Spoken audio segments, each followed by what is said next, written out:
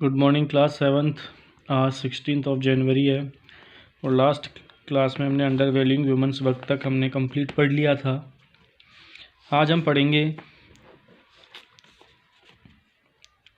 इनविजिबिलेशन of women's labour. देखिए, in most societies the works done by man and women are not valued equally. बहुत सारे समुदायों में पुरुषों का और महिलाओं का जो काम है उसको इक्वली कंसिडर नहीं किया जाता है। Women's labour are often invisible and undermined. वे महिलाएं जो मजदूरी करती है उनको भी नगण्य रूप से मान लिया जाता है। The work she does at home is not taken into account. और महिलाएं जो कि घर पर काम करती है उसे भी काम की श्रेणी में नहीं माना जाता है। देखो, इनविजिबिलेशन ऑफ वुमेन्स लेबर का मतलब क्या है कि बहुत सारे समुदायों में the works done by man and women are not valued equally, कि पुरुषों और महिलाओं का जो कार्य होता है उन्हें इक्वली कंसिडर नहीं किया जाता। Women's labour are often invisible and undermined.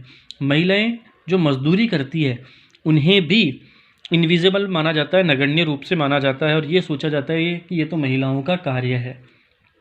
The work she does at home, वह कार्य जो महिलाएं घर पर करती है, is not taken into account.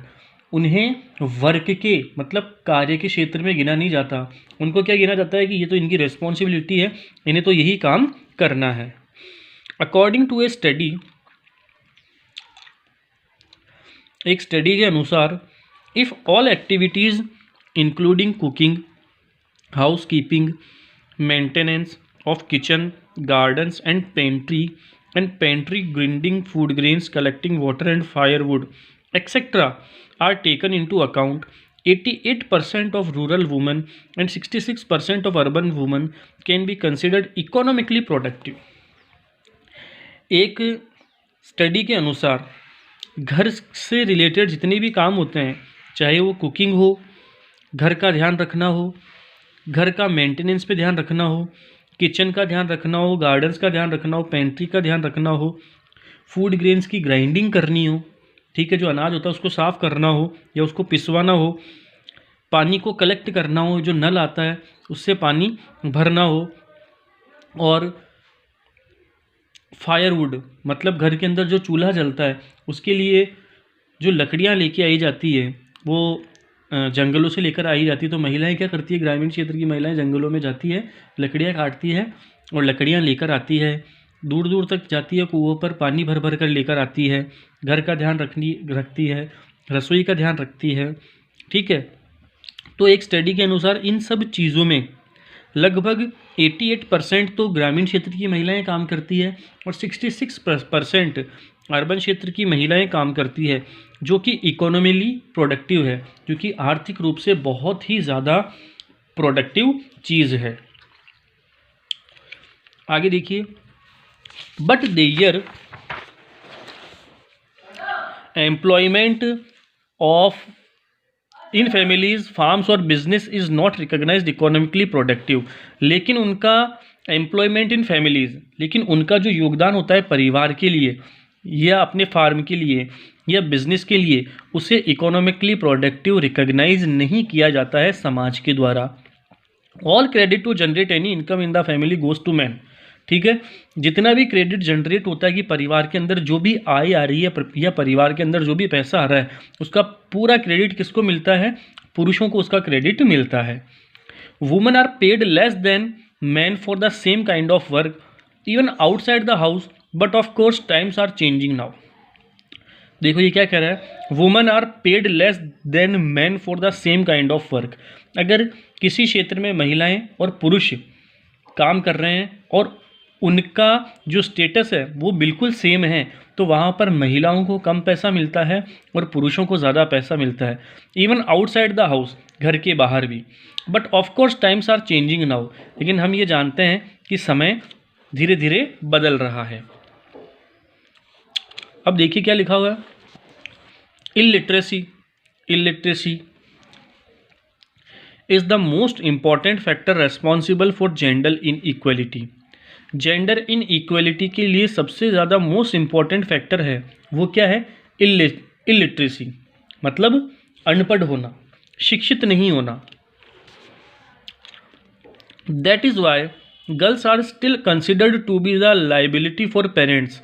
इस वजह से आज भी लड़कियां जो होती है वह परिवार का जिम्मा होती है। क्यों? क्योंकि परिवार वाले क्या करते हैं आज भी बहुत सारे कि बच्चियों को पढ़ने के लिए विद्यालयों में या कॉलेजेस में नहीं भेजा करते, जिनकी वजह से बच्चियों का या जो लड़कियां जो होती है उनका जो मानसिक आवरण होता है, मेंटल उनकी जो कंडीशन होती है वह इतनी ज़्यादा उभर नहीं पाती है। ठीक है। Illiteracy is mainly responsible for many stereotypes prevalent in our society. Illiteracy क्यों है कि हमारे समाज में जो बहुत ज़्यादा जो रूढ़िवादी प्रचलन में है, रूढ़िवादिता जो प्रचलन में है, उसकी वजह से गर्ल्स के अंदर अशिक्षित बहुत सारी हमें मिल जाएगी, क्योंकि हमारे समाज के अंदर इलिटरेसी जो है वो बहुत कम है। व्यक्तियों को यह कहा जाता है, लड़कियों के लिए यह कहा जाता है कि इनको शिक्षित करना नहीं चाहिए, इनको तो काम करना चाहिए ताकि जब इनकी शादी होगी दूसरे घर में जाए तब ये वहाँ पर भी काम करे। According to 2001 census of India, 2001 की भारत की जनगणना के अनुसार the literacy level in India is 65.38%, in which the male and female contribute 76.85% and 54.16% respectively। 2001 की भारत की जनगणना के अनुसार भारत के अंदर जो लिटरेसी लेवल है, भारत के अंदर लिटरेसी लेवल का मतलब दोनों ही आ गए, इसमें मेन भी आ गए और विमेन भी आ गई, वो कितना था 65.38%। और इस 65.38% में से 76.85% तो मेल थे और 54.16% महिलाएं थी। टोटल तो 2001 की जनगणना के अनुसार कितने लिटरेसी लेवल था भारत का 65.38%। इस 65.38% में महिलाएं भी आ गई और पुरुष भी आ गए, मतलब इतने परसेंट महिलाएं और पुरुष शिक्षित है। और इस परसेंट का 76.85% तो पुरुष शिक्षित थे और 54.16% महिलाएं शिक्षित थी। तो लगभग 18% जो महिलाएं थी, 18% जो महिलाएं थी वे कैसी थी? अशिक्षित महिलाएं थी पुरुषों की तुलना में। The following table shows the percentage of girls and boys who leave schools from different social groups. एक जो फॉलोइंग टेबल है उसमें यह बताया जाएगा गर्ल्स और बॉयज़ का लिटरेसी लेवल बताया जाएगा जो कि अलग अलग स्कूलों से आए हैं। देखिए ये सेंसस बताई गई है।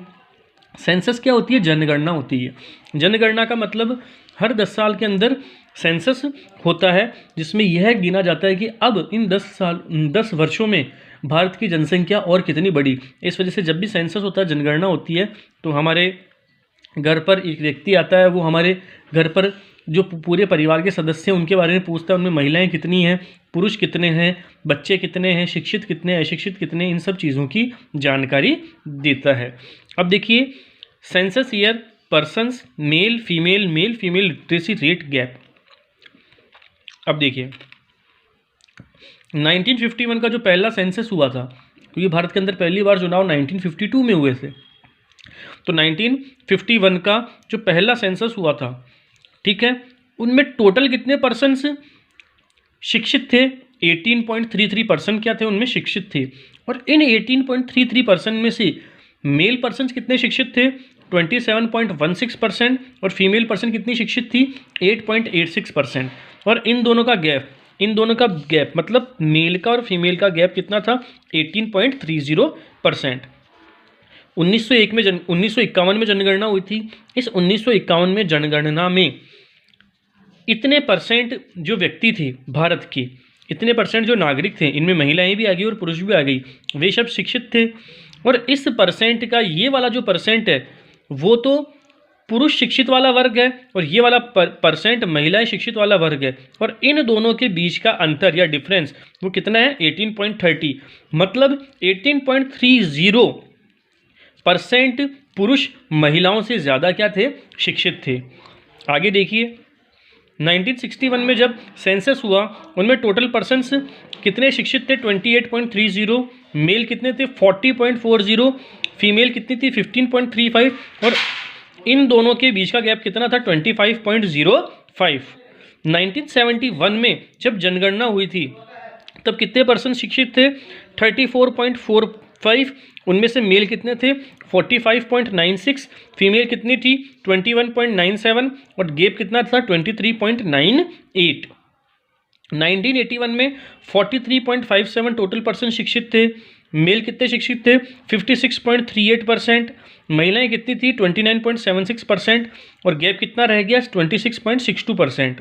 1991 में पर्सन्स कितने शिक्षित थे? 52.21%। मेल कितने थे? 64.13%। फीमेल 39.29%। और लिटरेसी गैप कितना था इन दोनों के बीच में? 24.84%। 2001 में जब सेंसस हुआ उसमें टोटल शिक्षित पर्सन कितने थे? 65.38%। मेल कितने थे? 76.85। फीमेल 54.16। और 21.70 का इनमें लिटरेसी गैप था। 2011 में टोटल पर्सन्स कितने शिक्षित थे? 74.04%। मेल कितने थे? 82.14%। फीमेल कितनी थी? 65.46%। और इन दोनों के बीच का गैप कितना था? 16.68%। तो ये क्या था? Literacy rate in India 1951 to 2011। ये लिटरेसी रेट था 1951 से 2011 के बीच में। अब कब सेंसस होगा? 2011 के बाद में 10 साल और गिन लीजिए कितना होगा? 2021। मतलब इस वर्ष क्या होगा? वापस जनगणना होगी। आगे देखिए,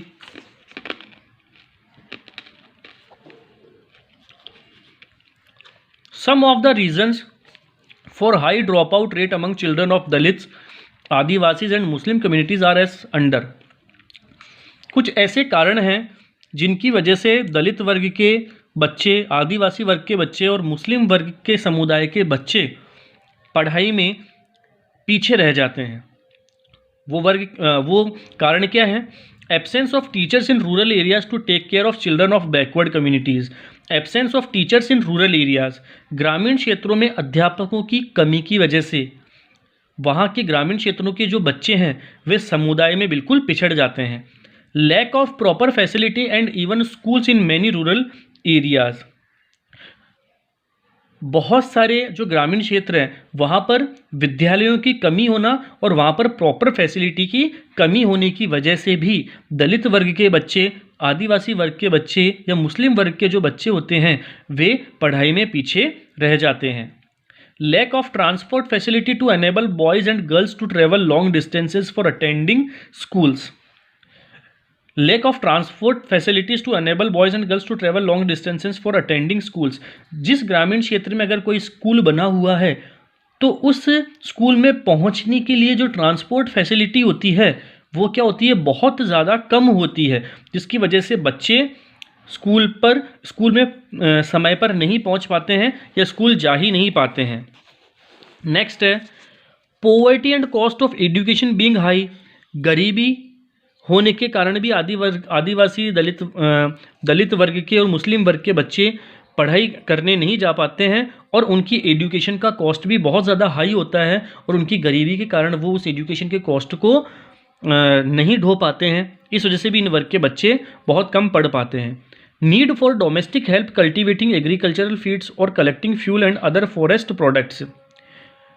घरेलू काम के लिए भी दलित वर्ग के बच्चों की ज़रूरत होती है, आदिवासी वर्ग के बच्चों की ज़रूरत होती है, मुस्लिम वर्ग के बच्चों की ज़रूरत होती है। घरेलू कार्य के लिए भी जब खेतों की कटाई होती है तब भी बच्चों की वहाँ पर ज़रूरत पड़ती है, या अगर घरों के अंदर ईंधन लेके आना हो तो ये बच्चे क्या करते हैं? जंगलों में जाते हैं और पेड़ पौधे काटते हैं, लकड़ियाँ काटते हैं सॉरी, ठीक है, और ईंधन लेकर आते हैं। द गर्ल्स पर्टिकुलरली में drop out on account of discrimination between males and females. They may also fact discrimination in schools. देखिए, लड़कियों के बीच ड्रॉप आउट दर विशेष रूप से उनकी शिक्षा के लिए देखिए आपस की क्या चीज़ बोल रहा है? The girls particularly may drop out on account of discrimination between mails and females. लड़कियां पढ़ाई में इस वजह से पीछे रह जाती है क्योंकि वहाँ पर भी लड़के और लड़कियों के बीच में भेदभाव किया जाता है। दे मे ऑल्सो फैक्ट डिस्क्रिमिनेशन इन स्कूल्स। वे स्कूल के अंदर भी डिस्क्रिमिनेशन को फेस करते हैं। The drop out rate among girls is particularly high on account of less attention being paid to their health and to their education. लड़कियों के बीच ड्रॉप आउट दर विशेष रूप से उनकी शिक्षा के लिए उनके स्वास्थ्य पर कम ध्यान दिए जाने के कारण अधिक है। तो क्लास आज हम सिर्फ इतना ही पढ़ेंगे, बाकी का हम पढ़ेंगे हमारी नेक्स्ट क्लास में। तब तक के लिए थैंक्स।